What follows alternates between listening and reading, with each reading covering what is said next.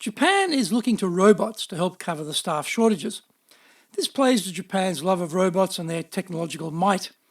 What would be more impactful would be to free up the latent capacity of white-collar workers. They have very low productivity because of the culture of work here.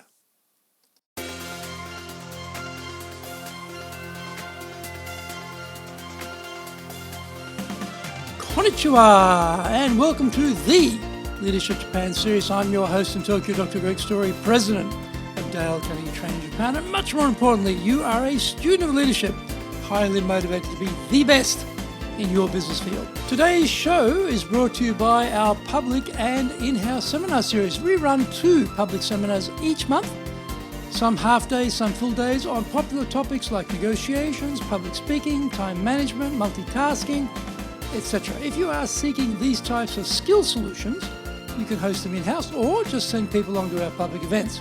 If you have a performance or people challenge in Japan, then maybe we can help you. Contact me at greg.story@dalecarnegie.com. Access our free white papers, guidebooks, reports, training videos, blogs, newsletters, course information, truckload of stuff over there at japan.dalecarnegie.com. I do 3 weekly podcasts, and if you're interested in presentations, search for the Presentation Japan series on iTunes. If you're interested in sales, then look for the Sales Japan series also on iTunes. Shortly, we'll be launching the Cutting Edge Japan Business Show on YouTube, so look out for that. Before we get going, today's handy Japanese phrase is "yokata desu ne." Yokata desu ne. That's good, isn't it? Yokata desu ne. That's good. Yokata desu ne. Someone has something go well for them, or they receive something that they like, or they get a present or something. You can say, "Yokata desu ne." That's good, isn't it? Yokata desu ne. Yokata desu ne.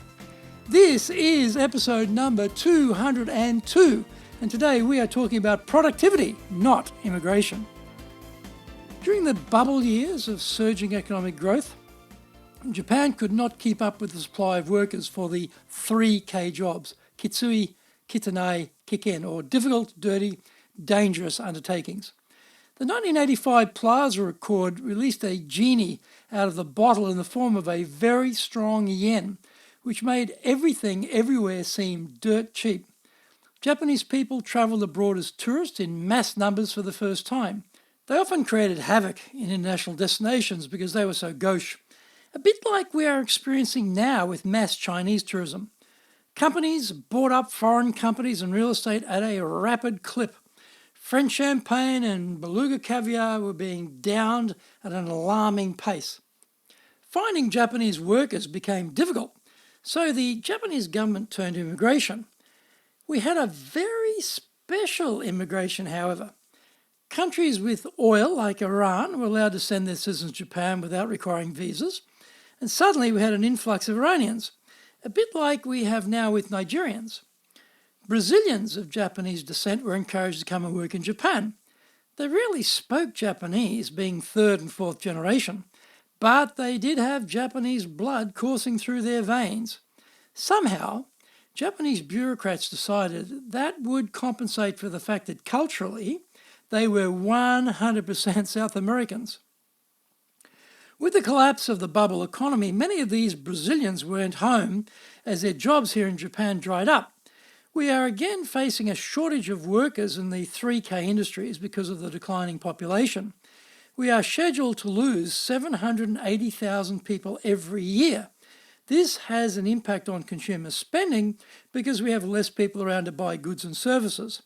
Uncertainty over the future has played to Japanese risk aversion and native conservatism. People are not spending, preferring to leave their money in the bank at microscopic interest rates. In a deflationary economy, at least you are not losing money. We are seeing Chinese and other foreign workers at convenience stores. Students can work up to 38 hours a week, which surpasses the work week in France. The Japanese government is creating immigrant workers without calling it immigration. They do this no doubt because they can easily ship them all off home again whenever they feel the need.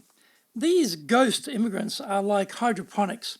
They can get nutrients here, but they can't put down any roots.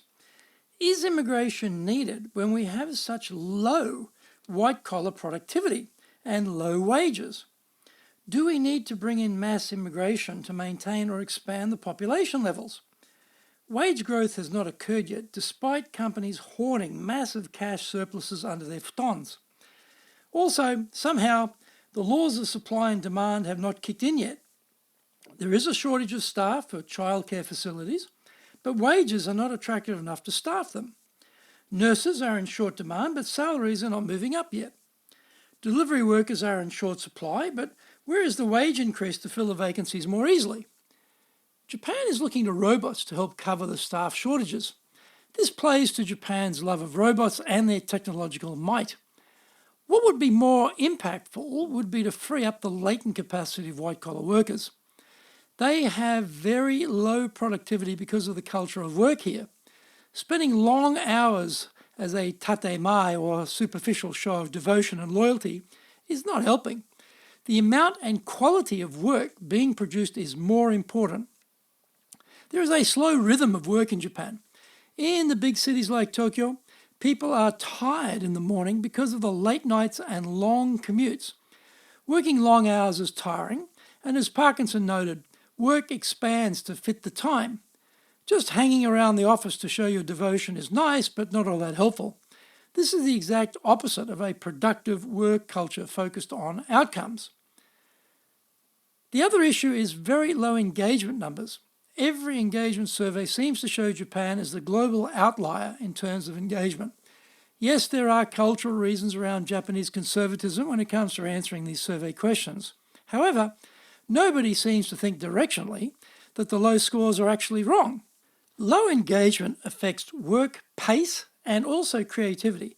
Tired people are rarely innovative. Finding better ways of working has a lot of potential, but it needs desire. Doing new things isn't rewarded in Japan because in the new, there is risk. Failure isn't tolerated, and there are no second careers here for failures. You have to slink off into the sunset and disappear. Middle managers are experts at not rocking the boat, and they don't see any gain from being innovative and rallying the troops around that banner. Better to get ahead by doing the same old, same old. Better leadership, delegation, time management, engagement, outcome orientation, and more tolerance for failure in pursuit of innovation would go a long way to lifting Japan's productivity.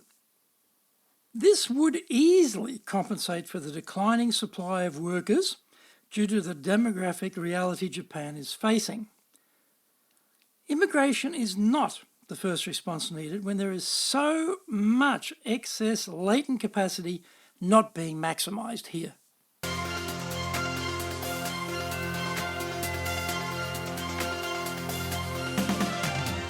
Thank you for joining the Leadership Japan series, and we hope you enjoyed today's show brought to you by the Seminar Series. As mentioned, if you have a performance or people challenge in Japan, maybe we can help you. Contact me at greg.story@dalecarnegie.com.